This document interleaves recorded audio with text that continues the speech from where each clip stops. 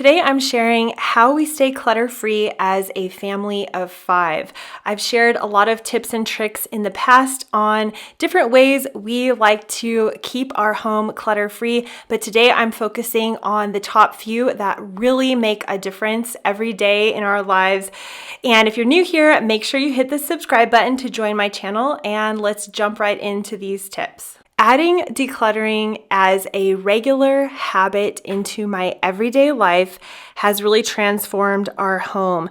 Gone are the days where I sit down and declutter for hours on end or spend full days going through buckets of toys. Once in a blue moon, we will have a day where we do a deeper declutter. It takes a little bit longer, but in general, I like to have the habit of decluttering all the time. So when I head into my bedroom and I'm picking out my clothes, I see something that I haven't worn in a really long time, I'll pull it out, have a look at it, think about why I haven't worn it, and 9 times out of 10, I will add that to the box that I'm going to declutter at the end of the month. So usually I do this throughout my day as I am doing my regular chores and living my normal life. If I'm going to be putting away my son's clothes, a lot of the time I'll open the drawer and I'll just look through, find the things that I can see he's no longer wearing or maybe doesn't fit anymore, and I'll pull those out and declutter them. So I've made this a habit that I've integrated into my everyday life, which has helped so much to keep us clutter-free. I've also gone to not keeping just in case items any longer. And when it comes to my kids, I am no longer holding on to clothes that need to be handed down. So I have 3 boys, and yes, I could easily hold the clothes and pass them down to the next kid. But in all honesty, because we've adopted a capsule wardrobe, I've found that by the time my son is through wearing his clothes, they are completely worn out and there's no need to hold on to them to pass them down any further. As I talk through these tips, I'm just going to be sharing on the screen some decluttering inspiration and motivation, and I hope it can inspire you to do some decluttering while watching this video. But also, I want to mention that it's very important to stop the clutter from coming into our home in the first place. So what I have started doing, and I've been doing this for probably 2 or 3 years now, which is whenever I see something I might want to buy, it pops in my head. I might be on YouTube, I might be in a store. I will jot that down, usually in my notes app on my phone because I'm usually on the go, and I will just write down what I thought I might want to buy in that moment, and I won't buy it. I will then wait, and if I find myself thinking, hey, what was it that I wrote down on my notes, and I want to look and see what that was, 9 times out of 10, when I come across that list and I'm going to add something new to the list, I see what I've already put on there, I never feel as if I want to still buy that item. It's the weirdest thing, but I would really like you to try it if you're finding it hard to avoid impulse buys, is just jot down what you're thinking of buying, wait a little while, and usually I realize that I don't actually need that item anymore. Sometimes I have found something else I can use instead, or just that fleeting moment of feeling like I wanted to buy something, an impulse buy, I completely avoid by writing it down. Of course, there will be times when I do need to go shopping and buy something. We added a 5th family member to our home and lives not too long ago. He's now 2 years old as I record this, but we do have things changing and kids growing, and we're always going through different seasons in our lives. So what I have gone to doing is following the 1 in, 1 out rule. I don't always switch something out exactly for that item. So let's just say I have a sweater I don't want to wear anymore, I don't like, maybe it doesn't fit. I will declutter that item. And that doesn't mean I go out and purchase an exact replica of that sweater, although sometimes I do replace things. But I find maybe that went, but I ended up buying some shorts for the current season I'm in. However it works out, I do find that just keeping with that 1 in, 1 out policy really helps us to stay at the level of things that we have in our house. And it keeps us at that exact level. Of course, if you're wanting to declutter more, then of course, I've heard people recommend the 1 in, maybe 2 or 3 items out. And then that will help you to keep your home on the decreasing of the clutter. But that is only, I think, when you're actually trying to actively have less in your home. And I think we go through stages where we have a little bit more, we go through stages where we have a little bit less.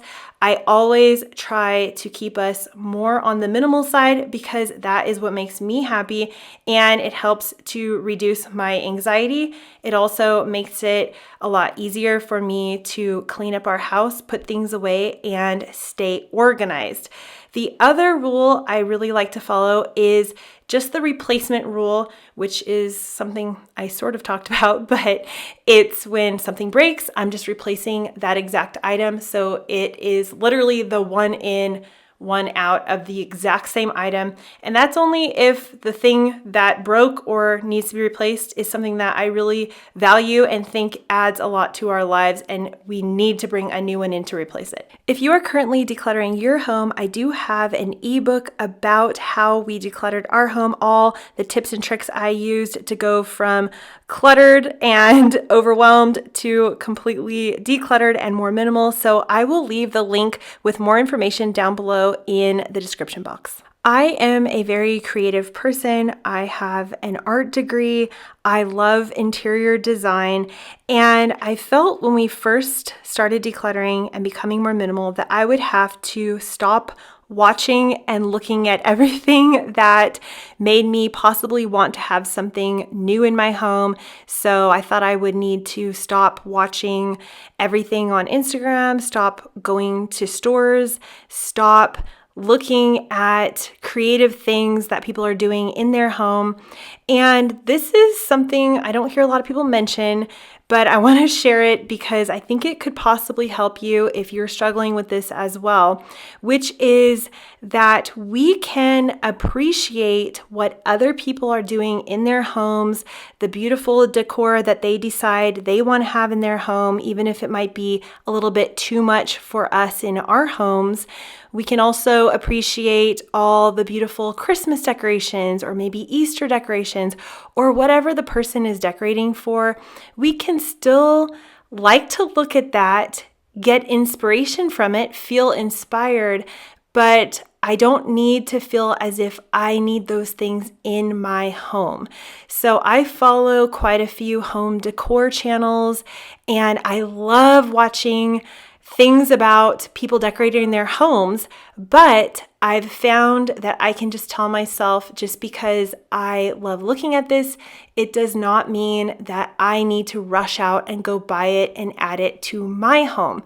I can now appreciate what other people are doing, get inspiration, and not feel as if I need to spend the money on that I need to have it in my home. Because I know if I did put it in my home, I would now have anxiety. I would feel like I need to be taking care of all these items. And then what if now they're not cool anymore? They're not the trend anymore. And now I'm going to have to switch those items out, where no, I can still look at things, appreciate it, and not need it in my home. I hope this is something you might be able to relate to, but it just kind of takes the pressure off of feeling as if we need to avoid everything just to stay clutter-free. One easy way that I stay clutter-free when it comes to my wardrobe is I go through everything each time there's a new season and I need to switch my clothes from summer clothes to winter clothes.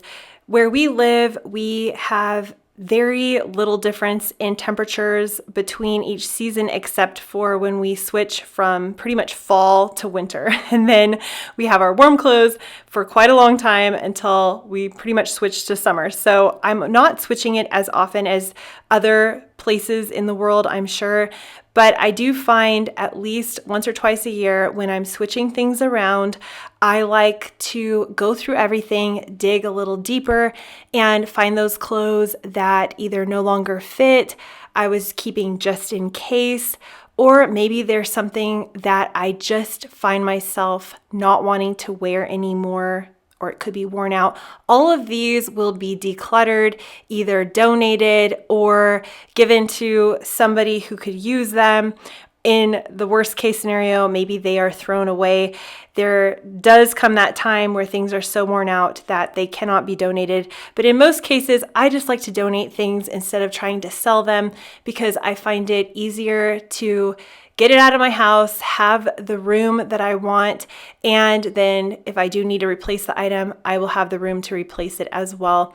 And that's another thing is I try not to get too hung up on where the item is going to go because I think that can slow down the decluttering process. So I try not to worry about that too much because I don't really have that much control over it anyhow. And the last thing I'd want to do is have all this clutter sitting in my garage, just waiting to go somewhere and not fully out of my life. So we are worth it. Our minds are worth it. And the feeling of being stress-free, anxiety-free, and being able to take care of our homes, it's worth it just to get rid of those items. And I find the quicker that I get rid of them, the better. And it just helps me to enjoy my home more when I'm not having to worry too much about these things. I also like to set limits for things like Christmas decorations. I've just decided I want a certain amount of bins. Once I hit that threshold, I make sure that I have to declutter something before I can bring anything else in. I do the same with my wardrobe. I have all my clothes in my closet. If for some reason I got to the point where they could no longer fit in my closet, that is when I would then have a trigger to myself that I need to start decluttering and see what I can get rid of because I don't want to have clothes stashed in all sorts of different bins and places around my home. I want it to all be limited to that one area. And you can set your limits, whatever you decide is good for you. And that's what's great about staying clutter-free is you get to decide how much stuff you want to deal with. Also making sure that everything in our home has a home and a place to live has really helped me to stay clutter-free because if I'm out and I see something I might want to buy, I do stop and think to myself, where would this item live?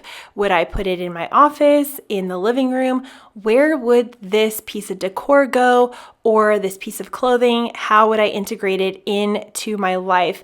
And I'm always thinking that because that thought alone can stop me from buying something that I don't really need to add to our lives. The best way that I stay clutter-free is to think of all the benefits of a clutter-free home. It is so much easier to clean up our home, organize our home, stay tidy on a regular basis. I have way more time in my day because I'm not looking for things that I can't find because we have too much clutter.